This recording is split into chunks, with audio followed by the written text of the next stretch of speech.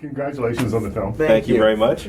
Jay, I was watching the movie last night, and your voice is so distinctive in it. I thought that what must happen, because it happens when you have a kind of distinctive voice, it happens to me. I have people come up and say, Sure. "Oh, I recognize your voice from the radio." Yeah. Are you like, sitting in Nichols on St. Catharines, and kids come up who might not know you from your other movies, and do they hear the voice and recognize you that way? With the kids, it's usually more friends of mine that have kids will be like, "Hey, look, it's Hiccup," and then utter sheer disappointment and no, this is not Hiccup. This is some human dirtbag from real life that I'm looking at. Although I have to say, I was in a liquor store in Los Angeles a few months ago, and I was just saying something to the cashier. This guy turned around and was like, "You're funny. You're funny." And he said, "You're doing something right when you get recognized by your voice." Thank you very much. But no, usually with the kids, they're super bummed to actually meet me. I don't believe that's true. I don't believe that's true. America, tell me a little bit about Astrid, about bringing her to life with your voice only. Yeah, well, it's wonderful. It's exciting. Astrid is a energetic, fun, passionate, competitive leader type character, and I think it's so fun that in a big action adventure film about dragons that there gets to be a lead girl character, in the middle of the adventure. And while their relationship, Hiccup and Astrid's relationship, keeps growing in the second film, it's 5 years later, there's more of a romantic lean to their relationship. The core of their relationship is always their love of adventure, and I think that's awesome. Well, Dean, this movie is more of an action adventure, to my eye anyway, than the previous one. Mm-hmm. There's way more battle scenes. There's others. I also think that it takes some chances with the intensity of some scenes. Tell me a little bit about how you calibrate dragon battles that aren't going to scare the heck out of kids. Well, I think we felt very encouraged and emboldened by the first movie, because not only did we have a fairly intense ending, but we also had Hiccup losing a leg, which it sort of defied conventional wisdom when it came to animated movies. Mickey Mouse has 2 legs, all the other big cartoon characters do. It didn't pull punches, and I think that's what's nice about the tone going forward. So when they talked about a sequel, I pitched the idea of a trilogy, so this could be the middle act of a larger 3-act story, and that we would introduce the characters 5 years older, which means Hiccup is now at a different crossroads in his life. It's about adulthood and who he is to become. But also means that, in these 5 years, he's been pushing the boundaries. He's now flying off the Viking map in every direction, finding new lands. And so there's a natural breadth and scope that came into the movie, and the idea that we might be able to expand our cast in major ways and really delve into who Hiccup is underneath all of it. It's both an emotional journey and an epic one at the same time. Jay, how much input do you have in where Hiccup goes in these? Because I've heard Dean in an interview say, well, Jay is Hiccup. So, essentially they're the same guy. So how much input do you have at that stage, or does it happen? Do you improvise? How does that work? I mean, how much input I ultimately have is all purely up to him. Right. They might very well be humoring me for most of the time, but I think that I played this character for 7 years, so I think he has a very specific way of speaking and a specific way of communicating, and so what's really, really cool is that Dean, in spite of the fact that this epic world that's so open system and diverse, that comes from his head and his heart, and he's got so many things to think about the scope of, he still finds time to be a collaborator and will always allow me to try to find my own way into things. And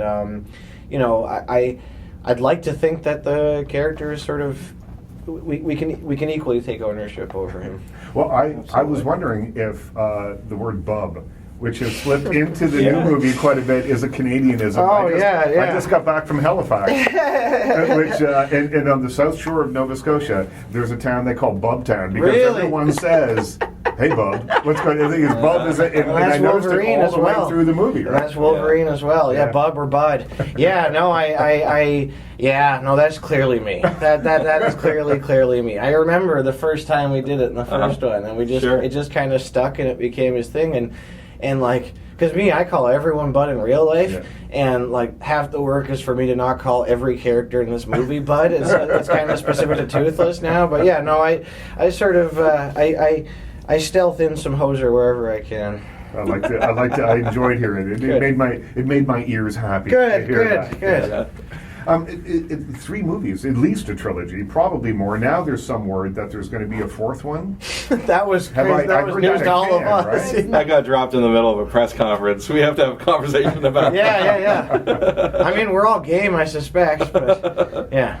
America, how do you feel about it, America? I think it's awesome. I mean, I would love to see where these characters go, and I'd love to see them grow up. And what's fun is that the audience grows up with them. Yeah. So as they grow up and get a better, bigger, deeper understanding of the story, they grow with the characters. And so I'm in it for the long haul, hopefully, if I don't get fired.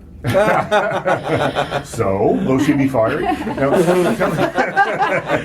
So when do you plan on firing her?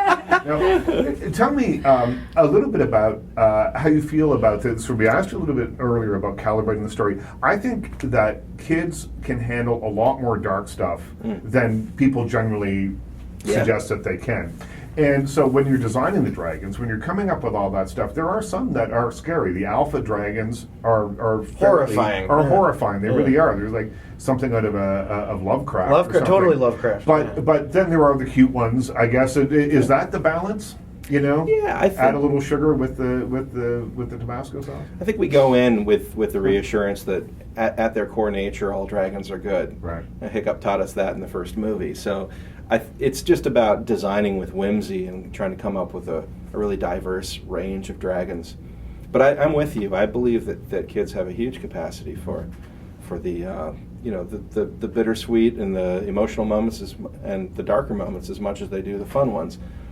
Certainly as a kid, that's the stuff I gravitated toward. Well, yeah, have you ever read a single fairy tale? Any of the Mother Goose, any of the Brothers Grimm? I mean, these are all morbid and dark and heavy duty, and like he said, but you gravitate towards it, and I think it all comes down to execution, right? Well, my favorite story growing up was Where the Wild Things Are, Yeah, which right. is melancholy. Yeah, I mean, it's no not kidding. even. It's not really scary. It's a huge bummer. Yeah, it is a Huge huge bummer. bummer. But you know, as a kid, I understood it. Yeah. I mean, America? What's your take on that? I absolutely agree with the both of you that kids not only understand it but appreciate it because in the real world there is fear and dark things happen no matter how young you are. People lose parents, people lose friends. You know, there's darkness in the world. So I think when kids are talked to in that way, they appreciate it. Right. That it's not that they're not being given some candy coated. Oh, this is a world where there are no stakes. You know, I think that actually insults their intelligence.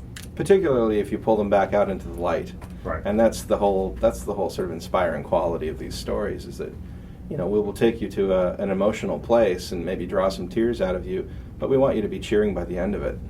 Well, and the character work in this, just the animation, it's all computer generated, but the water looks unbelievable. Right. Like the flying scenes are unlike anything I've seen before. I mean, I remember I looked at my review of the first movie, and I remember writing something like about how the flying scenes are going to change things. Well, this changes them again. I agree I mean, they're completely. really spectacularly good.